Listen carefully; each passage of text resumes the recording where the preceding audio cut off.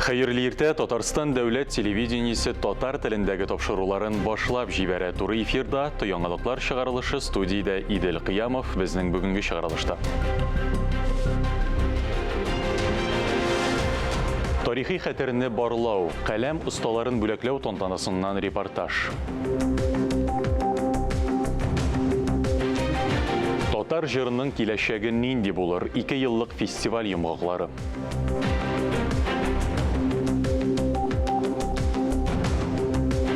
Янгыннардан саклану кагыйдәләре ничек үтәлә? Гадәттән тыш хәлләр министрлыгы белгечләре, социаль хезмәткәрләр рейдларга чыкты.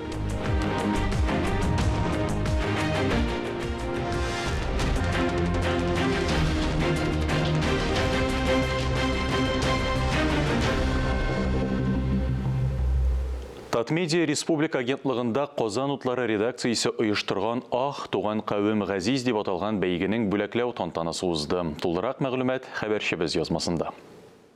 Конкурс туган телләр һәм халыклар бердәмлеге елы уңаеннан тарихи хәтерне барлау, татар әдәбиятын, халкыбызның тарихын, язмышын, телен һәм мәдәниятен тасвирлаган милли темага язылган яңа әсәрләр белән байыту, яңа авторлар табу, алар белән даими хезмәттәшлек итү максатында оештырылган. Җиңүчеләргә акчалата бүләк тапшырудан тыш, аларның иҗат җимешләрен газета, журнал битләрендә һәм аерым китап итеп бастыруда каралган. Иң беренче чиратта әлбәттә акчалата бүләк. Инде аларга бүләк булып тора төп бүләк инде. Аннан соң аларның бу ачык конкурс, аларның әсәрләре ел дәвамында журналда басылып килде. Шуңа күрә әсәрләрне бәяләгәндә дә жюри гына түгел, монда инде безнең укучыларыбыз да катнашты дип әйтергә мөмкин. Алга таба да аларның әсәрләре басылачак. Киләчәктә инде ул әлбәттә китап булып китәргә мөмкин. Дөресен әйткәндә, һәр ел сайын конкурска яхшы әсәрләр килә. Әйтик, менә 2 ел элек уздырган конкурсында әле дә без кайбер әсәрләрен әле дә бастыра киләбез. Бәйге 2021 елның гыйнварында башланды. 1 ел дәверендә Сурия, Төркия, Башкортстан, Удмуртия һәм башка төбәкләрдә яшәп иҗат итүче каләм ияләреннән иҗат эшләре кабул ителде. Бәйге 2 номинациядән тора: хикәя һәм повесть. Әсәрләр татар халкының тарихына, аның гореф-гадәтләренә, аның яшәү фикерләү рәвешенә багышланып язылды. Бу базарда көндәшлек итү безнең мәгълүмат чараларына бик авыр. Һәм бик күп төрле үтемле чаралар эзләргә кирәк һәм һәр даим бөтен кешедән дә алдарак яңалыкны табып, аны җиткерә белергә кирәк һәм оста итеп җиткерә белергә кирәк. Менә шушы эшчәнлектә минем теләгем нәрсәдән гыйбарәт? Безнең татар теленең матурлыгын, әдәби нәфислеген, аның байлыгын югалтмыйча, түкми, чәчми, ул телнең байлыгына, аның матурлыгына мәхәббәт һәм хөрмәт уята торган телдә җиткерә алсыннар дигән шундый теләктә мин аларга. Беренче урынга 100 мең сум, икенче урынга 80 мең сум һәм өченче урынга 60 мең сумлык премияләр каралган. Шундый ук бәйге 2022 елда да оештырылачак. Анысы татарның данлыклы сыйфатына мәйданда бил алучы көрәшчеләренә багышланачак. Аларның тормыш юлына, яшәү рәвешенә, җиңүләренә багышланган әсәрләр киләсе елда дөнья күрер. Искәндәр Гыймалдинов, Тахир Хәсәнов, Татарстан яңалыклары. Быел татар халкының милли байлыгы татар җыры фестивале тарихында беренче тапкыр гала-концерт 2 ел 2020 һәм 2021 еллар нәтиҗәсен үз эченә алды. Узган ел пандемия сәбәпле үткәрелми калган иде. Тантаналы кичәдән хәбәрчеләребез репортажы.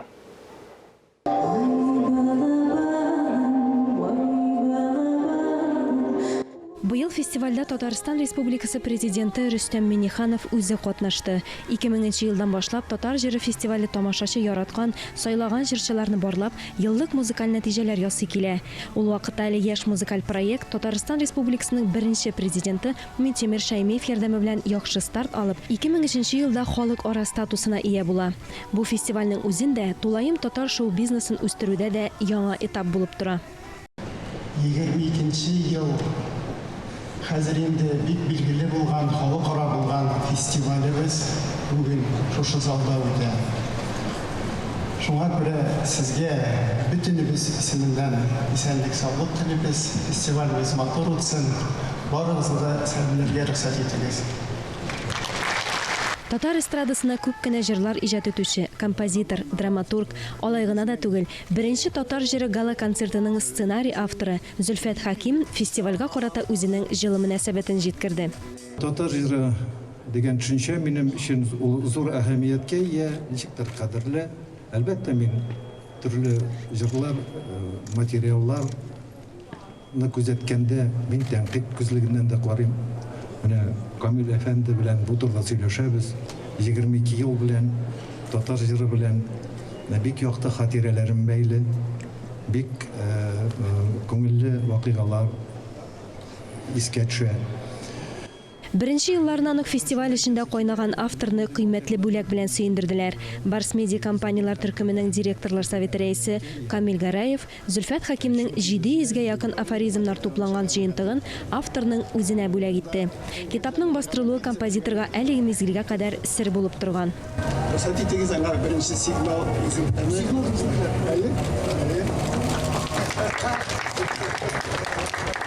Яңа Йылдыз телевизион вокаль конкурсының 2нче сезонының 3 финалисты арасында кем татар эстрадасының яңа йылдызы булуы ачыкланды. Бу көн турында белмим, күз алдына китерергә дә мөмкин түгел иде, ләкин инде бу бар, бу факт һәм инде берничә мизгелдән теге сәхнәгә чыгып җырлаячакбыз һәм инде үзебезнең чыгышыбызны күрсәтербез. Тамашачылар безне Алла бирсә җылы кабул итер дип ышанып калабыз һәм инде Барс Медиа компаниясенә, барлык җитәкчеләргә һәм инде әлеге проектның оештыручыларына зур рәхмәт. Үзенең 22 еллык тарихында татар җыры берничә музыкаль чорның, татар эстрада музыкасын яратучы буынның җанлы тарихы булып тора. 500-дән артык лауреат һәм 1250 җыр милли музыкаль проект аша уза. Мин беренче тапкыр Ат Барс премиясын алачакмын. Һәм инде әйтеп үтәсем килә, мин бик рәхмәтле барлык катнашучыларга, организаторларга.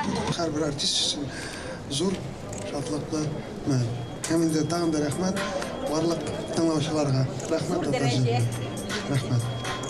Һәр вакыт тамашачы безнең җырларны тыңлаганда, елаганын яки чын күңелдән кул чапканын күргән саен, без барысында дөрес эшләгәнебезгә инанабыз дип белдерде оештыручылар. Алия Галиуллина, Фәннур Хасанов, Никита Граханцев, Татарстан яңалыклары.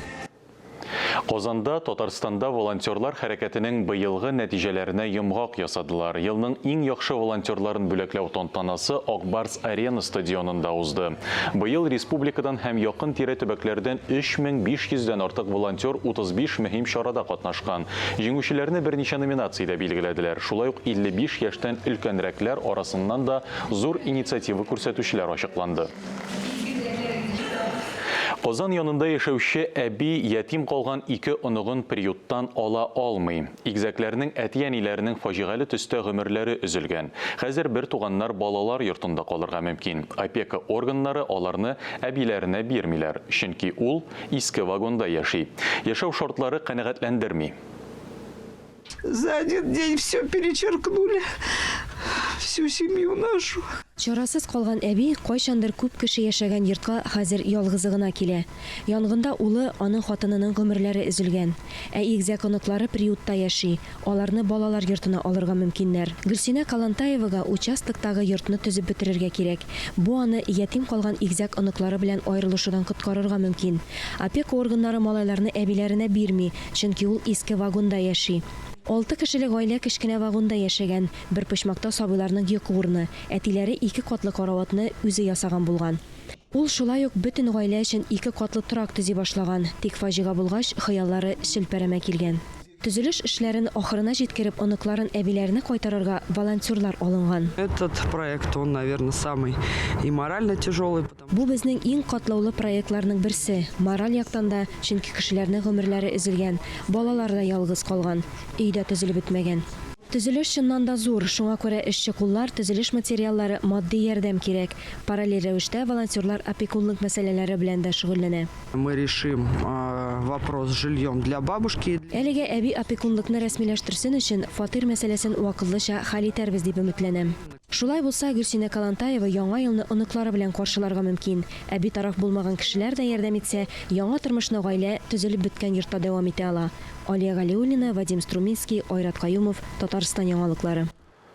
Теманы дәвам итеп, Чаллыда Ичке эшләр гадәттән тыш хәлләр министрлыгы белгечләре, социаль хезмәткәрләре янгынга каршы рейдлар оештырды. Яңа ел чыршыларын дөрес итеп урнаштыруга игътибар итәләр. Пиротехниканы куллану кагыйдәләрен кабат искә төшерәләр. Яңа елны каршылаганда һәм каникулларда янгыннардан саклану чаралары турында белешмәләр тараталар.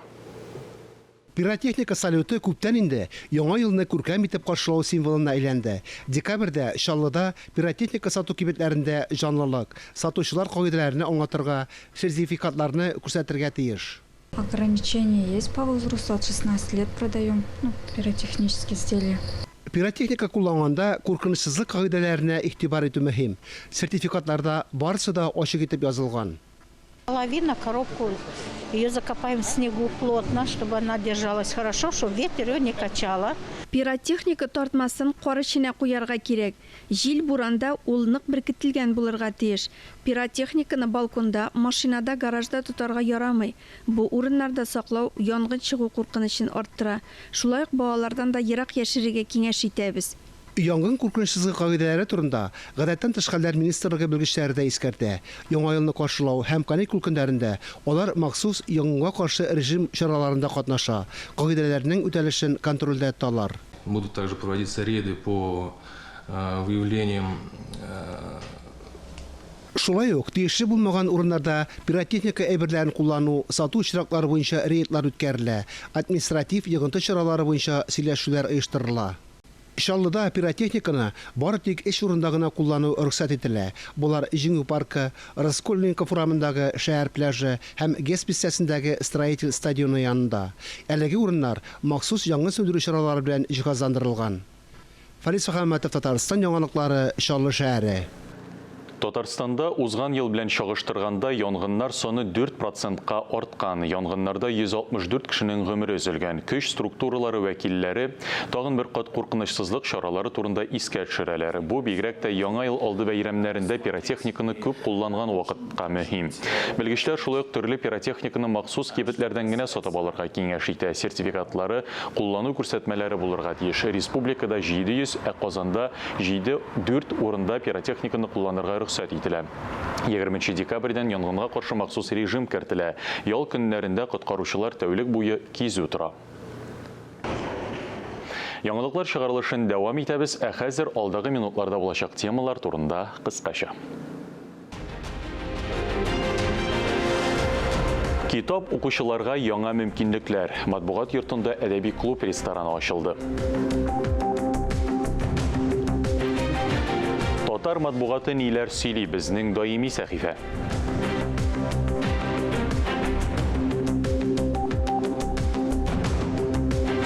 Авылларны төзекләндерү буенча быел республика программасы уңышлы үтәлде. Шөпрәле районыннан репортаж.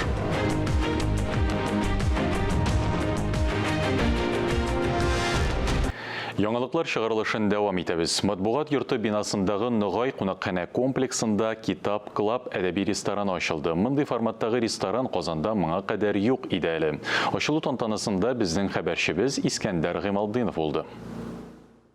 Татарстанда беренче китапханә рестораны ачылды. Монда килеп сез тәмләп чәй эчәләсез, шулай ук китапта укый аласыз. Аның бу бинада ачылуы очраклы түгел. Матбугат йорты гомер-гомергә әдәбиятчылар, журналистлар, гомумән зыялыларның яраткан урыны булган. Ресторанның төп үзенчәлеге шунда. Кунакларга төрле тәмле ашамлыклардан тыш, кызыклы китап басмаларын тәкъдим итүдә планлаштырыла. Бу җир безнең тарихи җиребез була инде. Бина тарихи, монда бит инде китап йорты булып, шундый салынган булган. Шуңа бик зур теләк бар. Монда китап рухын кайтарырга, ресторан ясагачтын инде кешегә сайлап утырырга, китапларны карап танышырга уңайрак булыр дип уйладык инде. Шуңа менә безне Ныгай комплексының җитәкчеләре үз ягына ярдәм белән менә шулай ясап җибәрдек. Өметләнәбез инде монда язучылар, журналистлар, мәдәният, гомумән мәдәният кешеләре җыелышып үз йорты булып һәм кеше тартылачак бу җиргә. Әлеге бина үз чорында Казандагы бөтен газета журнал редакцияләрен һәм китап нәшриятын сыйдырырлык итеп төзелгән иде. Күп еллар дәвамында биредә китап кибете эшләп килде. Инде бүген менә әдәби ресторан барлыкка килде. Монда 500-дән артык төрдәге китап тупланган. Аларны шуннан алып танышырга, укырга, ашаган басманы сатып алырга да мөмкин. Биредә шулай төрле чаралар, язучылар һәм шагыйрьләр белән очрашулар, яңа китап презентацияләре, тематик кичәләрдә үткәрү күздә тотыла. Искәндәр Гыймалдинов, Тахир Хәсәнов, Татарстан яңалыклары. Гаиләдәге буыннар шылбырыда дәүләтнең киләчәге дә балаларга барып тоташа. Демографик проблеманы шишу өчен дәүләт тә елдан-ел яңа программалар тәкъдим итә. Әмма гаиләләрдә балалар саны кими бара. Бу вазгыятьне дин ничек аңлата? Рөстәм хәзрәт Хәйруллин вәгазен тыңлыйк. الحمد لله رب العالمين الصلاة والسلام على سيدنا محمد وعلى آله وأصحابه أجمعين. حرمة الجماعة السلام عليكم ورحمة الله وبركاته. Еш кешеләр сорый хәзрәт, бу дөньяны ни сәбәптән Аллаһ Тәгалә бар кылган? Ин беренчедән Аллаһ Тәгалә безне сыный һәм тикшерә, кем җәннәткә, кем тамукка керер дип. Һәм шунда иң зур әҗр савапны бирә торган гамәл ул гаилә кору. Гаиләдә чөнки төрле хәл булырга мөмкин, кайдыр сабыр итәсең, кайдыр ачуланасың, балалар да аннар бар була, һәм шул изгелек аркасында иншалла җәннәтле булырга мөмкин без. Ләкин гаилә ул сынауда, хөрмәтле ханымнар, сез дә ирегез кайтырга тиеш дип, иң матур күркәм киемнәрен киеп, аларны каршы алыгыз. Чөнки ул сезнең ирегез. Хөрмәтле ирләр, Расулыбыз саллаллаху алейһи әйтә, басып, торып, хатыныгыз янына килеп, хатыныгызга да булышыгыз. Һәм шунда Расулыбыз саллаллаху алейһи нәрсә ди? Ират ди. Ул урамда, эштә арый, өйдә ул рәхәт таба. Хатын-кыз ди, Аллаһ Тәгалә менә шулай итеп яраткан, хатын-кыз өйдә арый. Урамга чыккач, берәр кинога, театрга баргач, ул рәхәт таба. Аның җаны ял итә ди. Шуны хөрмәтле ирләр, шуңа күрә аны да онытмагыз. Берәр көнне хатыныгызны алып театрларга барып кайтыгыз. Мәчеткә килегез, бергә берәр җиргә, урманга барып кайтыгыз. Бергә булыгыз. Шунда Алла бирсә, гаиләләрдә әдәбе дә, тәртибе дә, бәхете дә булыр. Һәр вакыт Алладан сорагыз, я Раббым, бергә картаеп, бергә оныкларын күреп, бәхетле булып яшәргә насыйп итсен. Аллаһ дуаларны кабул итүче, бер-берегезне гафу итегез.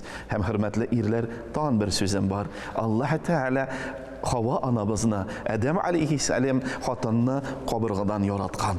Ул кәкре, аны туры әйтеп булмый. Менә хатыныбыз нинди, аның халкы нинди, ул шундый булып кала. Шуңа күрә аны үзгәртергә тырышмагыз.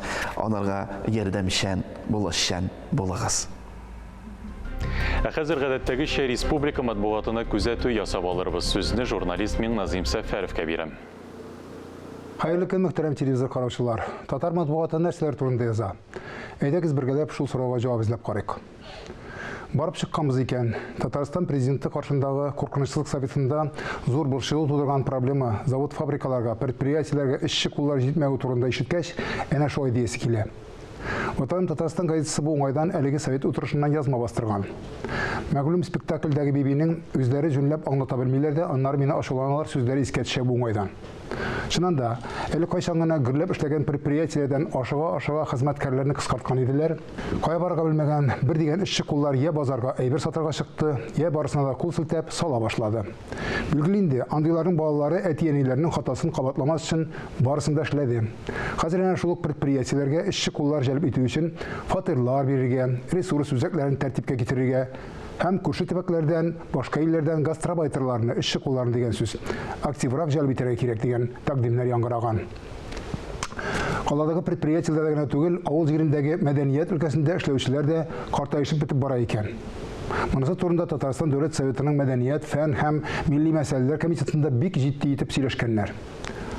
Аз акчага риза булган буынга алмаш килмәй икән шул авыл җирендә дә.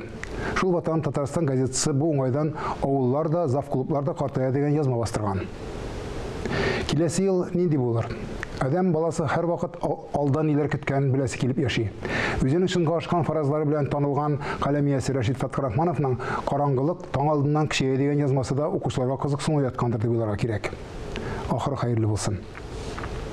Үзенең туры сүзе, төпле фикерләре белән игътибарны җәлеп итүче Татарстан язучылар берлеге рәисе һәм депутат Ркаил Зәйдулла белән үткәрелгән әңгәмәне дә бер тында укып чыгасың. Һәм бу юлда дөрес сүзгә җавап юк дип җиплисең. Шәһри Казан газетасы исә төрмәдә утырып чыгу кара тамга түгел дип раслый. Баксаң, язмыш ирке белән тимер рәшеткә артында булып чыкканнар өчен ярдәм кулы сузучы махсус оешмалар да бар икән бездә. Андый хәлгә калырга язмасын дисәк тә, белеп торуның зыяны юктыр. Газетада басылган тагын бер гыйбрәтле язма, бер ишек ябылып, икенчесе ачылды дип атала. Укучылар көңеленә ялгыз киме, зәңгәр кыңгыраулар, төз йөрәк, зандашлар, көңелнең дә була үлчәме дигән китаплар аша үтеп кергән язучы Гүзәл Галләва белән әңгәмә ул.